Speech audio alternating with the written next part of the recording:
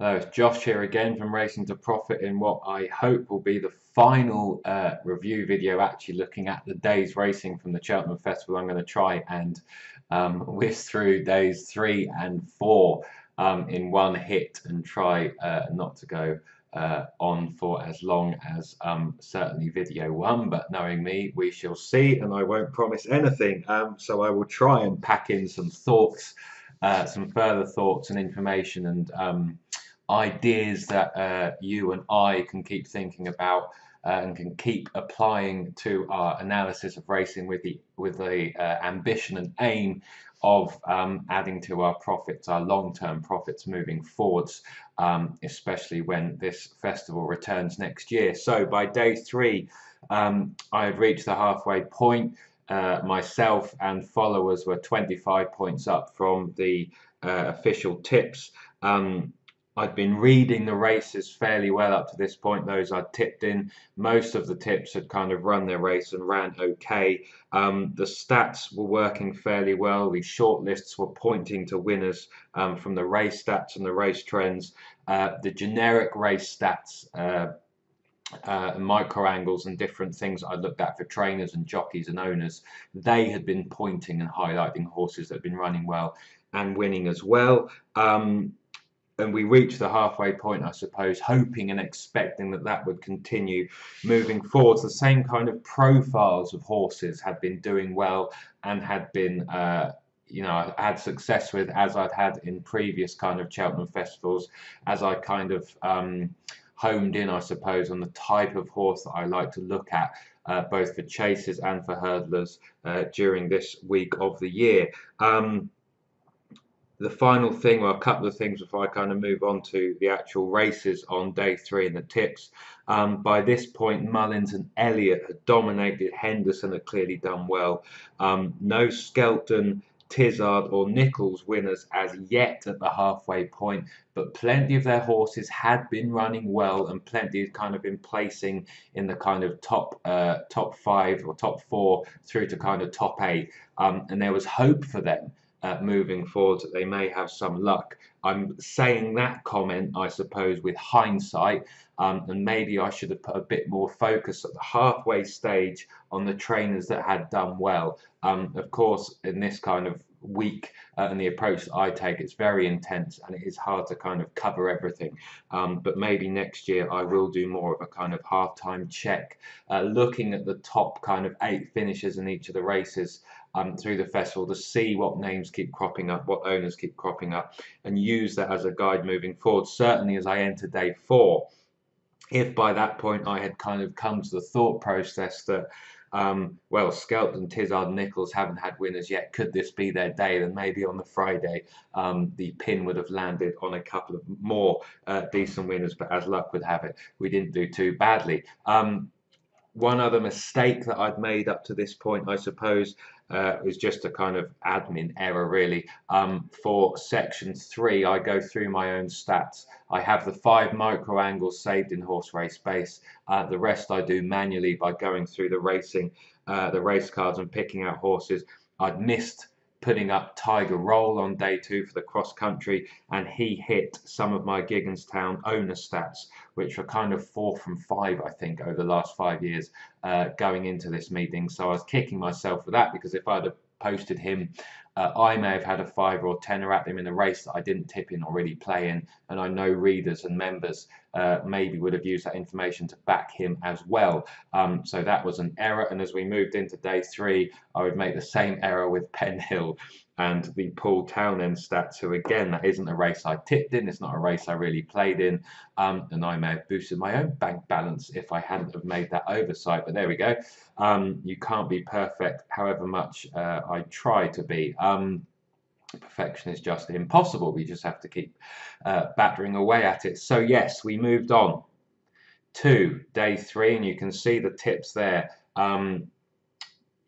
Yeah, let's start with the per temps hurdle as I tick around to 5 minutes, and I should really try and speed up. The stats really didn't help. They pointed to, if I whiz down here, they pointed to a kind of longer list of, as you can see there, a working list, as I call it, of 10.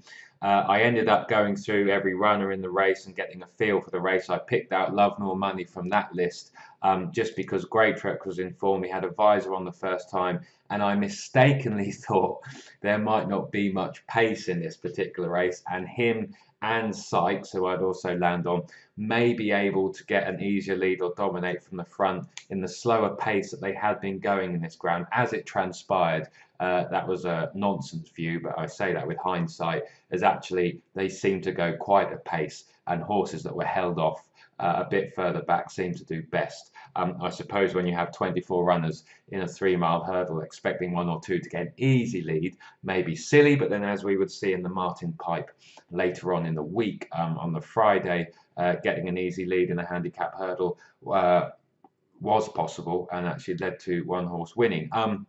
So having gone through this per temps, it actually felt really strange. And I'm actually happy with how I read it. I'm maybe a bit annoyed that I didn't tip the winner, but that's always the case.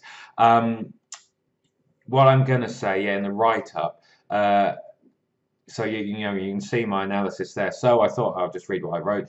So I thought I would go with 2 pokes. Each way would probably be wise, as on my assessment of the race. They have as good a chance as any. That assessment turned out to be nonsense. Certainly of all the English runners, it's just whether any of the Irish have a stack in hand. Sort It Out, Delta Work and Glenlow being the main dangers on that front, I think. And I'm pleased enough with how I read this race, as having looked through it, those 3 were really the only 3 proper, what I would call unexposed ones, who had interesting profiles. Not as interesting as some of the other horses I kind of looked at throughout the week and focused on. I actually made a judgment. I wasn't sure that they were actually that good or that unexposed, but I clearly got that wrong, as the front 2 did pull well away. Why could I have got to Delta Work? Well, I could have focused on the fact that, yes, Elliott had had a brilliant week so far, Russell had had a brilliant week so far, and if I scan down my microsystems, which I used as starting points, which I used as to help with support, you will see that owners, Delta Work is there. 12 to 1, he was available 12s generally in the morning, which was a price to have a nibble at. Maybe I should have put 3 points. I was always going to tip the 2 horses I did, so I'm not beating myself up at that. Having looked at it, I was happy to take those 2 at pokes at kind of 25 to 1. But Delta Work appears there. Delta Work appears on my Russell's angle. And as you can see there, as an aside, the 3 horses that hit my Davy Russell stats, he pulled up the hat trick on this day of days. And there were a couple of members that put him in multiples, I think, using that information there. One in particular who threw Shattered Love into the mix as well for Gigginstown, and ended up backing all 4. So again, that is a positive of how those stats help underpin my thinking, but sadly my tipping pin didn't land on him. I know a few readers, and possibly myself included, did end up throwing kind of a saver at that horse because of what I mentioned in the write-up. You can see there, I thought I should mention Delta Work, and I suppose I do use bold and italics on horses I haven't tipped to try and draw readers' attention, and that is part of the reason why I do the write-ups as I do. So plenty of little things to take from there, but in general, I actually read the race all right. Yes, I took a couple of pokes, but the danger horses ended up actually dominating. And yet again, it was a race and a handicap one at Cheltenham, especially a hurdle by an unexposed horse in handicaps who hadn't yet shown their form or true hand. And this time, though, it had gone to 2 horses. They weren't kind of hiding their handicap marks necessarily. They had been running their races. You know, they'd been placing, they'd been running well. And it was actually the fact that they were younger legs. They still had a bit in hand, but they arrived in form. It was the first time this race had been won by a 5-year-old. I'm not sure how many had taken their chance in it. And it was another handicap like the Ultima won for the first time by a French-bred horse. And that, I think, may have had plenty to do with the ground and the going, as reflected on in previous videos. I think the fact that this was a soft ground festival. So that was all right, but we move on from the per temps. There isn't too much I don't think I want to take away from that.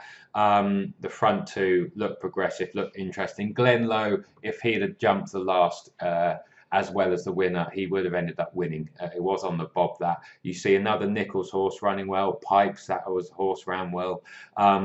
So yes, I don't think there's anything I want to take eye catchers wise from that. I'd have to watch again. But as touched on before, how this form works out, given the ground they ran on, given the pace they went at generally in the handicaps, we shall see how well the form kind of translates. So yes, that was that. What was the next tipped race? Yes, no luck here. Last Goodbye and Willie Boy. Both were rubbish. I took a couple of pokes again. Last Goodbye fell down on a couple of stats, especially only having one run in the last 90 days. Before this, I expected a much better run, especially given how he ran here at the festival. Here, I thought 12 to 1 was worth a poke. He did get backed into 8, so I suppose we did beat the market, but he wears blinkers for a reason, I suppose. He was never really in it. There's not much I can say about that. The other one, Willie Boy, he appeared quite well and prominent on the stats. I thought Venetia might be starting to do a bit better. I thought the horse had been laid out for this. He'd won after a break before. I thought the horse might be better fresh. I did muse that he might, and Brian Cooper might take a fence or two with him on Willie Boy, and that actually happened when watching the videos of Newbury. And again, the importance of watching video form, I did notice that his jumping could have been better, but he was unexposed. And I actually thought there was a pace angle that he might be up in the van, possibly get an easy lead, or certainly be front 3. As it happened, his jumping went to pot a bit down the back, and he just wasn't good enough on the day for whatever reason. King's Socks ran fairly well. I wonder if he does need further. Maybe he needs longer to acclimatise to British racing, actually out on the racetrack, having had quite a bit of time off since they got him from France. And I should mention the winner, which was no shock. Another slight annoyance, another horse that maybe could have been tipped. He appeared on the one of the micro angles for kind of the track they ran at last time out, or a couple of micro angles, so that did well. He appeared on, where else did he appear? On the Davy Russell stats. So again, those stats supporting, yet again, the winner of one of these races is on my stats somewhere, the shortlist, or indeed my micro angles and kind of unique angles that are separate from the race stats. In the write-up, again, the importance of the write-up, I even underlined and put in bold this time. The first thing I will say is that I will not put you off either of the top 2 in the market, and I have had a saver on the Storyteller. And I know many people who follow that followed me in and had a saver as well. And therefore not too much damage was done, and maybe even a profit was made. I just went for 2 at a bigger price, and I don't mind having that mindset because that did help me find bigger price winners throughout the week. I fear if I get myself into a spot where I am agonizing over 8 to 1 shots at a festival, and whether or not I should go with them or not, that will actually damage my likelihood of backing bigger price horses when they do come along. I wouldn't not have backed those 2, I don't think. I wouldn't. This isn't a question of, oh, I shouldn't have backed him, I should have backed him instead. The question is whether I threw another point at it. But then again, I was trying to stay within the means of the amount of points I wanted to bet each day. So maybe I shouldn't beat myself up too much, and I should be happy with the analysis and the fact that I was close. Maybe given the fact and given the form that Gordon and Davy were in after the first days 1 and 2, I should have thrown him in. Even as a half-point saver officially, or even just tipped all 3 horses. I don't have a problem with tipping 3 or 4 horses in these festival handicaps, as you have seen. Then we get on to the Kim Muir. By this point, I'm kind of needing a winner. I've given back a few points already, and it would be nice if I could find the winner. Now, the stats for the Kim Muir actually helped quite a bit. As I put there, I've kept this simple. You can see here all the different stats I've used for my shortlist. There was a few other filters as well, and it actually honed in on 3 horses. And having then looked at them, I didn't really want to overcomplicate it. I mainly stuck with a 3, and this is again, we're taking on the top of the market just 1 out, as Maldini failed to get home, I think, in the ground. I think it was a decent ride from Patrick Mullins. He was holding on to the horse as well as he could, but in the end he was outstayed. And if this was better ground, I have no hesitation that he may have shown a bit too much speed and class for Missed Approach, who received a wonderful ride. And it was basically looking at those stats shortlist of 3, was there an overriding reason? I flipped my mindset. Was there an overriding reason why I shouldn't fancy them? I do actually get more annoyed with myself if there are horses on the shortlist, and the shortlist is kind of only 3 or 4, and they're 12 to 1 or bigger generally. If one of them wins and I kind of haven't had anything on, or kind of recommended any kind of bet, I find that more annoying, I suppose, than not backing one and going for, say, a Storyteller or something. Although, having said that, the Storyteller was on my longer list of shortlist for that race just mentioned, the stable play. So there was no reason not to. Final Nudge had form around the track or experience at the course. I think from memory, he'd been running all right. I thought he might like this test. I thought it might be testing. He'd kind of been running in form. He had a decent jockey booked. He'd placed on Sizing Tennessee earlier on in the meeting at what it was 20 to 1 at the time. I was happy to roll the dart. That was simple enough. Like I said, I'm trying to find reasons not to like them. I actually then tipped Missed Approach. What interested me here, Greatrex was in form. There was the pace angle. I really was confident that Missed Approach might get an easy lead or certainly be up there. When after 2 or 3 fences he was in his own rhythm on the front end, I couldn't be more delighted because I knew he stayed, and I knew if the jockey timed it right, he might have a good chance of staying there. This was another chaser, another handicap chaser, a bit like the Storyteller and all the handicap chasers really who won this week, of arriving in form. He'd run well at Musselburgh. Just getting outpaced. I'm not sure that track suited. I'm not sure really Warwick suited. He'd run an okay, decent race in what is often one of the best 3 mile plus handicap chase of the year in the Hennessy, or whatever it's called now, Ladbrokes Trophy. He had some decent form to his name. I was then asking the question of why should he improve on of recent runs? Why should he improve on Musselburgh? Why should he improve on Warwick? And the thing was, you had the track and Cheltenham, and the fact that I knew he'd already had festival form as well, because he'd ran very well in the National Hunt Chase in first-time cheap pieces last year. So we knew, although that was on a different track, we knew he handled the course generally, and in terms of the atmosphere that the festival produces. And because he stayed, there was actually a chance that he would like this more, being on the new course, which is a tougher, stiffer test of stamina. So we had that in the thinking, but then the Windop, that was the final clincher really. That it may work, it may not work, but it was a reason for why the horse may improve on his recent form and actually may see out his races better. There was a chance he was actually stopping and struggling to breathe when he came under the pump in the latter stages of those races, and there was a chance that the breathing op may help. As it happened, it did, and he fought like a terrier after the last, and he was always holding that winner to my eye, certainly in the last 100 yards or so, and he just kept staying on, and he won at whatever advised price he was, 12 to 1, and ensured another profitable day. So I don't think there's much else to say from that, apart from, again, you know, it was horses in form, and especially over fences, prominent racers that were generally doing best, certainly arriving in form. And again, more on this example, and a more exposed horse but one in form. Storyteller was another unexposed horse who had been running in graded races, and maybe actually, having mentioned him, I should just focus on him. He was making his handicap debut here. He was thoroughly unexposed. I flipped between races. He'd run some okay races. He clearly knew how to win, but he really was in the could-be-anything mould. Another race, another horse who had graded form in small fields, in soft ground. He'd been running okay against some decent animals. There was a grade 1 chase, didn't run too badly, and suddenly he was stepping into a handicap chase for the first time. Did he have plenty in hand?